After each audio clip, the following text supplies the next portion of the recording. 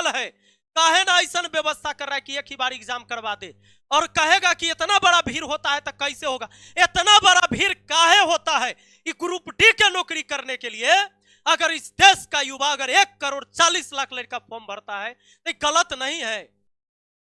जय हिंद साथियों, कैसे हैं आप लोग? उम्मीद करते हैं कि बढ़िया होंगे। हालांकि वर्तमान स्थिति एग्जाम को लेकर ऐसी बन गई है कि बच्चे बढ़िया तो नहीं। बीपीएससी में नॉर्मलाइजेशन वाली कंट्रोवर्सी हुई और कई सारे एग्जाम में नॉर्मलाइजेशन किया जाता है।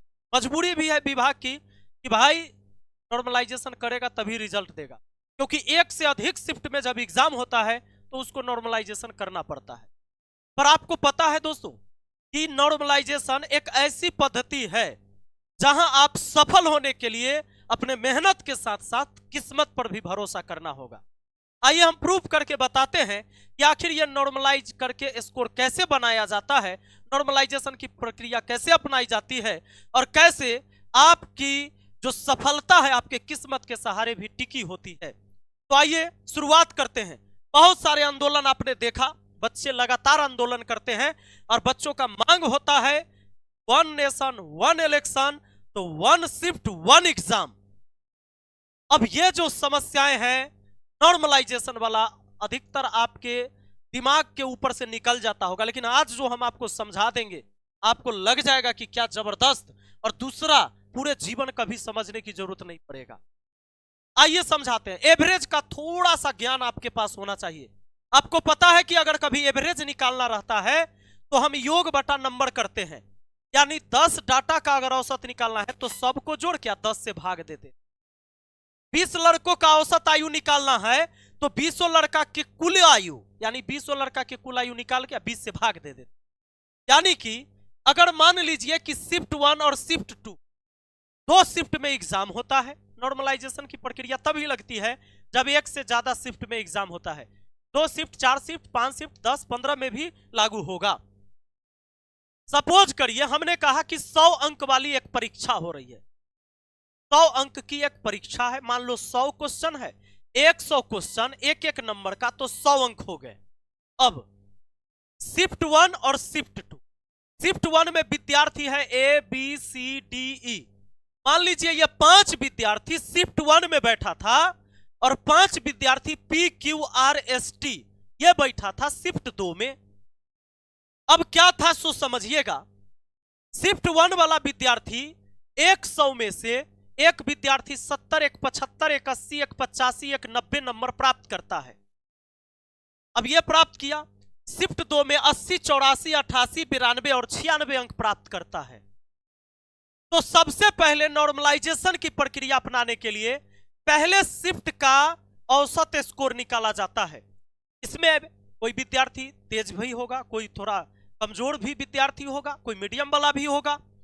सभी का स्कोर जोड़ के इसने 70 प्राप्त किया था, इसने 75, इसने 80, इसने 85, इसने 90, सबको जोड़ दिए और जितना विद्यार्थी है उतना से भाग दे दिए। सबको जोड़कर 400 हुआ, 400 में 5 से भाग दिया तो 80। अब कोई एवरेज का ज्ञानी प्राणी हमको यह ना समझा दे कि तो ऐसे ही 5-5 के अंतराल पर था तो 80 एवरेज होता। हमरा पता है, लेकिन यह बेसिक रूल हमने इसलिए बताया कि जिनको एवरेज का ज्ञान ना हो वो भी समझ जाए कि नॉर्मलाइजेशन की प्रक्रिया कैसे अपनाई जाती है। तो यहां पर एवरेज जो आ गया, कितना आ गया बाबू? 80 आ गया। यानी पहले शिफ्ट का औसत स्कोर 80 हुआ, यानी 80-80 सबको प्राप्त करना चाहिए था। पूरे नंबर को सभी विद्यार्थी में बांट दिया जाए 400 नंबर को इन पांचों में, तो 80-80 हिस्सा हो जाएगा। अब लीजिए, जैसे एक टीम, क्रिकेट टीम में आप देखते हैं ना, एक क्रिकेट टीम में सब मिलके स्कोर बनाया, कोई 0 रन, कोई 10 रन, कोई 50 रन, कोई 100 रन बनाया, लेकिन हार जीत के लिए सभी के योगदान की जरूरत होती है। उसमें सभी के योगदान से हारता है और जीतता है।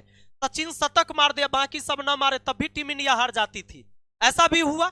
सेम वही तरीके से नॉर्मलाइजेशन होता है। इस टीम के सभी खिलाड़ी का औसत प्राप्तांक 80 आया। अब इस टीम में, जबकि इसमें देखिए 70 से लेकर 90 तक लाया था, लेकिन सबका हिस्सा 80-80 हुआ। इस टीम में 80, 84, 88, 92, 96, तो योग आया 440। 440 को 5 से भाग दिया तो 88। अब देखिए इसमें भी 5 लोग थे, इसमें भी 5 लोग थे, एवरेज 88 आया, यानी सब में बांटिएगा तो 88 नंबर हिस्सा होगा, इसमें 80 होगा। इसका मतलब हुआ कि यह शिफ्ट जो था इजी था। यह शिफ्ट कैसा था बाबू? इजी था। यह इजी क्यों था? क्योंकि 88 स्कोर सबका औसत पहुंच गया। 80 था, यानी यह कठिन था। यह शिफ्ट कैसा था भाई? कि कठिन था एकदम, कि कठिन शिफ्ट माना गया और उसको इजी शिफ्ट माना गया। अब क्या होगा? तो नॉर्मलाइजेशन कैसे किया जाएगा? तो पहले शिफ्ट का जो नंबर है, पहले शिफ्ट का मान लीजिए ये 80 और दूसरे शिफ्ट का औसत कितना है? 88। उसका औसत है, इसका औसत, ये दो नंबर को जोड़ के 2 से भाग दीजिए। दो संख्या है, 2 से भाग दीजिए तो सभी शिफ्ट का एवरेज आ जाएगा। अब 8 8 8 16, इसको 2 से भाग, 2 8 16, 2 चौके 8, यानी ऑल शिफ्ट का एवरेज 84 हुआ। मान लीजिए 3 गो शिफ्ट होता तो उस शिफ्ट को भी यहां पर ऐड करते हैं, तीनों को ऐड करके 3 से भाग देते। 4 शिफ्ट में एग्जाम होता तो चारों शिफ्ट के औसत को जोड़कर 4 से भाग देते, तब जो औसत आता। अब इससे तुलना करेंगे इस पूरे समूह को। अब देखिए इस शिफ्ट से 80 से 84 क्या है? 4 ज्यादा। अगर यह 4 ज्यादा है, इसका मतलब यह हुआ कि इन सब का 4 नंबर बढ़ा दिया जाना चाहिए। एवरेज 84 आया पूरे शिफ्ट का, इसका मतलब इस समूह वाले का जो 80 से तुलना करिए इस एवरेज से, इस एवरेज का तो ये भी एवरेज है, लेकिन इस सभी शिफ्ट का तो 4 बढ़ना चाहिए। तो अब बताइए, जो विद्यार्थी ए है, बी है, सी है, डी है, ई है, इनका स्कोर क्या हो जाएगा मेरे दोस्त? समझिए यहां पर अब जब 4 बढ़ेगा तो 70 और 4 हो जाएगा 74। इसमें 4 बढ़ेगा 75, 4 79। इसमें 4 बढ़ेगा 80, 4 84। और इसमें 85 या 4 हो जाएगा कितना? 89। अब इसमें 4 बढ़ेगा तो 90 या 4 कितना हो जाएगा? 94। यानी अब माना जाएगा कि नॉर्मलाइजेशन होने के बाद बाबू स्कोर ये वाला हो गया, ये वाला। लेकिन अब देखिए जो पूरे दोनों शिफ्ट का एवरेज निकाले 84, 88 से क्या है? 4 कम, 88 से 4 कम, तो इधर पी क्यू आर का जो निकलेगा score, P Q R S T, इनका जो स्कोर होगा वो कितना कितना होगा? ये जरा गौर करिएगा, गौर करिएगा। 88 से यह एवरेज 4 कम है, 80 में से 4 घटाइए, इनका 76 माना जाएगा। इसमें से 4 घटाइए 80 माना जाएगा। इसमें से 4 घटाइए तो 84 माना जाएगा। इसमें से 4 घटाइए तो 88 माना जाएगा। अच्छा कितना लिख दिए? पी आर एस 2 बार लिख दिए। चलिए P Q R S T हो गया। और 96 में से 4 घटाएंगे तो इसको 92 माना जाएगा। बहुत बढ़िया। अब एक बात गौर करिएगा, अगर मान लीजिए कि एग्जाम में जो है यहां पर आयोग क्या करता है कि कट ऑफ 83 दे देता है कि 83 नंबर से लेकर ऊपर वाला नंबर जितना आएगा उस सबको हम लेंगे, नीचे वाले को छांट देंगे। कौन विद्यार्थी फेल होगा, कौन पास होगा, उसको समझिएगा। तो सबसे पहले आप देखिए कट ऑफ 83 है, तो क्या पी पास होगा? ना, पी पास नहीं, पी पास नहीं होगा मेरे भाई। क्यों? कट ऑफ 83 है, एक 76 नंबर नॉर्मलाइज होकर मिल रहा है। अब देखिएगा 83 80 वाला है, क्यों पास होगा? नहीं, ये भी फेल होगा। अब देखिए 84 88 92 ये सब पास हो जाएगा, ये पास हो जाएगा, ये तीनों पास हो जाएगा। कट ऑफ 83 गया है, इस शिफ्ट के कौन कौन बच्चा पास होगा? तो इस शिफ्ट के जो बच्चे हैं 74 वाले तो फेल करेंगे, 79 वाले 83 से कम होता है ये भी फेल होगा, 84 ये पास हो जाएगा।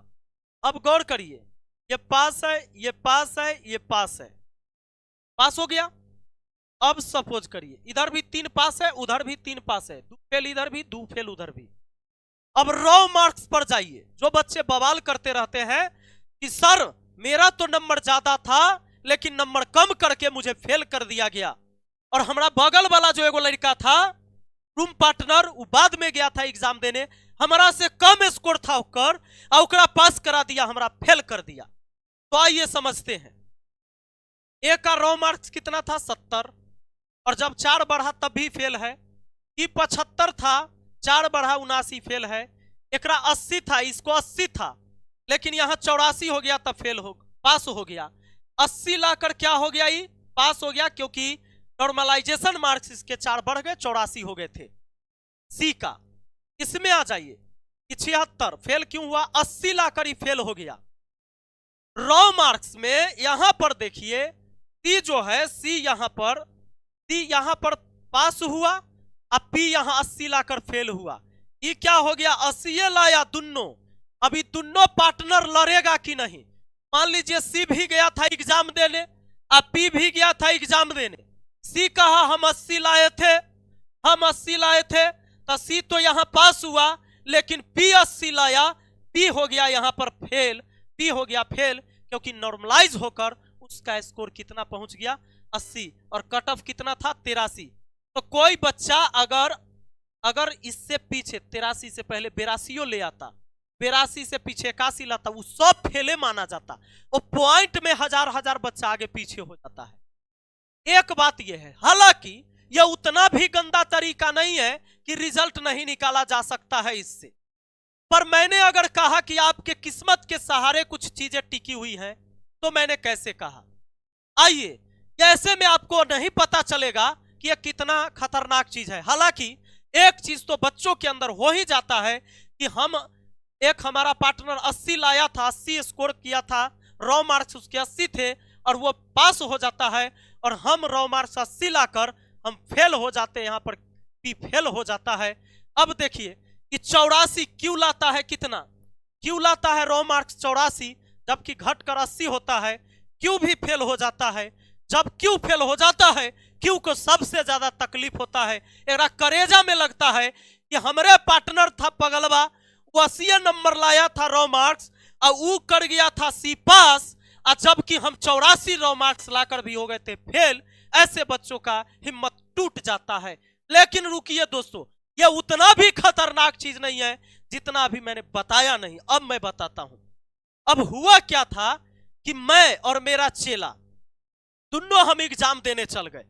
अब जब दोनों एग्जाम हम देने चल जाएंगे, एक मैं हूं, मान लो इस शिफ्ट में मेरा भी एग्जाम था, और मेरा पढ़ाया हुआ एक विद्यार्थी था। मैंने क्या किया था, मैं तो मास्टर आदमी, मुझे कहीं क्वेश्चन से हाथ लग गया, मैंने कर लिया सेटिंग। अब सेटिंग मान लो योग्य नहीं हूं, मैं ही योग्य हूं, मान लो मैं योग्य हूं। अब मैं योग्य हूं तो मैंने क्या किया कि 100 के 100 सवाल बना दिए।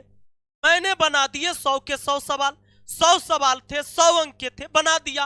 अब 101 तो मैं बना नहीं सकता था, मेरे पास टाइम भी बचे हुए, क्योंकि मैं तो पढ़ाता ही हूं, मुझे पता था, मैंने बना लिया। सपोज करो खाली मैथ के एग्जाम रहे, हम ही रहे, हम मैथ के टीचर है, हम 100 के 100 सवाल इजी शिफ्ट था, हमने बना दिया। एगो हमारा पढ़ायल विद्यार्थी, ओकरा कोनो दलाल 10 लाख रुपया में क्वेश्चन पकड़ा दिया। वो लड़का गया, और वो हमारा एक छात्र है, और वो क्या करता है, वो 100 के 100 सवाल टिक दिया सही, 100 के 100 रॉ मार्क्स, उसके भी आए 100 अंक, मेरा भी आया 100 अंक, ठीक है। और मैं था इस शिफ्ट में, और वो था पहले वाला शिफ्ट में। पहले वाला शिफ्ट में सबका 4-4 नंबर बढ़ा है, 70-4 74, 75-4 79 ऐसे। अब इसका क्या हुआ, ये तो आ गया किसी तरीके से, मान लीजिए 10 लाख में ना खरीदे, ऐसे ही बना दो 100 के 100 सवाल। अब हमरे पढ़ाई है, ये 104 अंक लेकर बैठा, नॉर्मलाइजेशन होने के बाद इसका 104 आया, और इधर वाला में से तो 4 घटा था, तो हमरा में 4 घट गया रे बाबू। अब 4 घट गया तो मेरा प्राप्त हो गया 96। अब हमारा स्कोर 96 है, हमारा विद्यार्थी का 104 है। अब कट ऑफ चला गया मान लो 101, कट ऑफ है 101 बाबू, कट ऑफ, तो कट ऑफ अब 101 है। अब बताइए, हम मास्टर आदमी 100 के 100 सवाल बनाएंगे, लेकिन नॉर्मलाइजेशन होने के बाद 96 आया, तो क्या हम पास हैं? कट ऑफ तो 101 है, हम हो गए फेल, हम चले गए तेल बेचने। यह देखिए हम गए तेल लेने आई कर रहा है बाबू रे यहाँ 20 लाख रुपया में आगे शादी के सेटिंग, 10 लाख में पेपर खरीद लिया। अब यहां पर ही पास हो गया और मैं फेल हो गया। अगर मान लीजिए मैंने ही इसको पढ़ाया तो क्या मेरी योग्यता कम थी? मैंने तो 100 के 100 सवाल बना दिए, 101 बनाना भी नहीं था क्योंकि सवाल ही नहीं थे, और मैं तो आके पूरे सवाल बना के फेल हो जाता हूं कि पूरा सवाल बना के पास हो जाता। अब कुछ ज्ञानी ज्ञान देगा, 100 के 100 के बना सकता है? रे पगला, 100 पर बात नहीं है।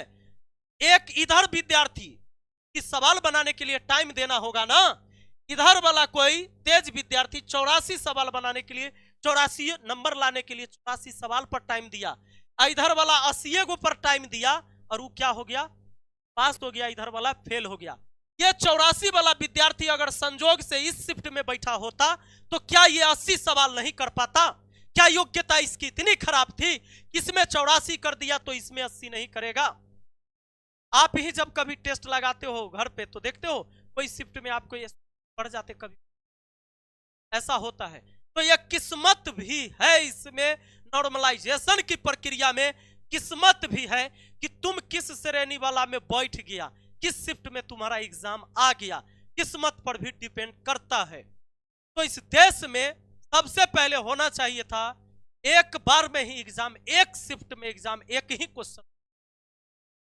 अब रही बात कि कहोगे कि इतना बड़ा जनसंख्या का कैसे हो जाएगा एग्जाम एक के बार में, तो मैं पूछता हूं सरकारी नौकरी तो सिर्फ 2% लोग करते हैं, 2% सरकारी नौकरी देना है, 35-36 लाख लड़का भर देता है फॉर्म। अरे 145 करोड़ जनसंख्या है, इतनी बड़ी देश है, दुनिया के सबसे बड़ा आबादी वाला देश, तो सरकार कहां सुतल है? काहे ना ऐसा व्यवस्था कर रहा है कि एक ही बार एग्जाम करवा दे, और कहेगा कि इतना बड़ा भीड़ होता है तो कैसे होगा? इतना बड़ा भीड़ काहे होता है? ये ग्रुप डी के नौकरी करने के लिए अगर इस देश का युवा अगर 1 करोड़ 40 लाख लड़का फॉर्म भरता है तो गलत नहीं है, सरकार की विफलता नहीं है, ये विफलता है कि ग्रुप डी की नौकरी के लिए भी अगर 1 करोड़ 20 लाख और 30 लाख और 40 लाख लड़का फॉर्म भर दे, और नॉर्मलाइजेशन की प्रक्रिया के वजह से योग्य विद्यार्थी भी किस्मत ओकरा यहाँ साथ नहीं देता है, जबकि ये किस्मत कौन तय करता है? आयोग, बोर्ड, वही तो नॉर्मलाइजेशन की प्रक्रिया को अपनाया है, क्योंकि इसके पास दूसरा विकल्प भी तो नहीं है। अब बताइए, योग्य विद्यार्थी तो पूरा ना होता है, टूट ना जाता है जी। तो बदलने की जरूरत है, सरकार जब तक इस पर ध्यान नहीं देगी नहीं होगा। पहले तो सरकार पारदर्शी रूप से खाली एग्जाम करा ले, सही से क्वेश्चन पेपर सेंटर तक पहुंच जाए, क्वेश्चन में नकल ना हो, पेपर लीक ना हो, रिजल्ट सही समय से आ जाए और एग्जाम ढंग से हो जाए, बहुत बड़ी बात है। हालांकि सरकार के लिए चुनौती जरूर है, लेकिन अगर चाहे तो किया जा सकता है। बाकी आप लोग का राय क्या है कमेंट में जरूर लिखिएगा। इस वीडियो से आप क्या सीखे हमें जरूर बताइएगा। मिलते हैं फिर अगली वीडियो में, बहुत बहुत धन्यवाद।